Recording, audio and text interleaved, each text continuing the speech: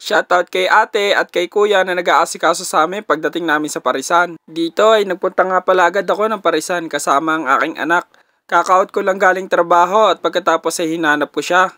Kasi sinabi sa akin na masama daw ang pakiramdam niya.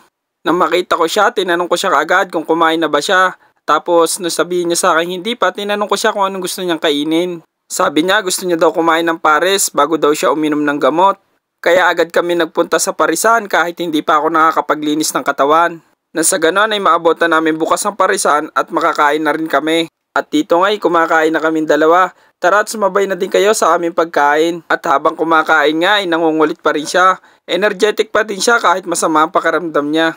Kaya pag ganito hindi ako nangangamba kasi alam kong kayang-kaya niya. Ito ay makikita niyo kung paano siya makulit. Pero mabait naman yan at lagi din siya nakikinig kapag pinagsasabihan. At habang kumakain ako ay marami siyang tanong at gustong malaman tungkol sa kinabukasan. Tutuwa naman ako sa kanya kasi marami siyang gustong malaman at maintindihan. Kaya't aking sasagutin ang bawat kanyang katanungan. Nang sa gano'n ay madagdagan pa ang kanyang mga kaalaman. Ang sarap pagpaliwanag sa bata lalo na kung kita mong interesadong ito matuto. Dito ay tinanong ko siya kung gusto niya magperya kasi nakapangako nga ako sa kanya ngayong araw. No, magperya saglit.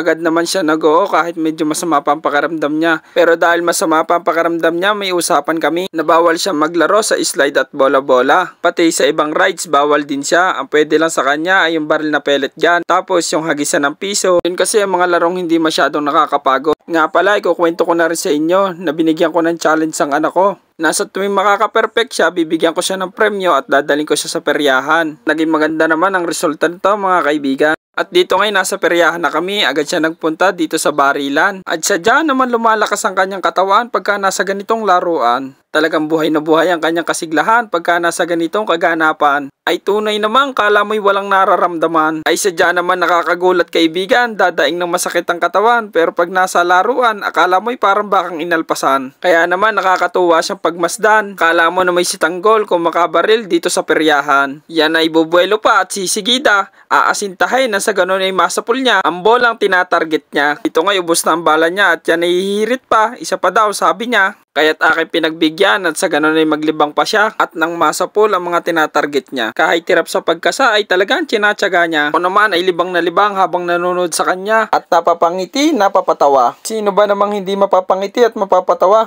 pag ang anak mong masama ang pakiramdam ay ganito kasigla? O baka naman ikaw ay makahirit pa, ikaw ay may lilipatan pang iba. Ngayon pinapakita niya sa akin na ubos na daw ang kanyang bala. Kunin na ng premyo, tayo lilipat pa, doon na tayo sa hagisan ng pisaw. At dito ngayon nakita niya ang kanyang kaibigang si Aliyah. Sabi niya sa akin ay doon daw siya sa tabi niya. Bago nga sila maghagis ng barya ay nagkamustahan muna sila. Dito nga enjoy na enjoy silang dalawa habang hagis ng barya. Maraming salamat sa inyo at kayo nanood at sumaybaybay sa aking video. Hanggang sa muli!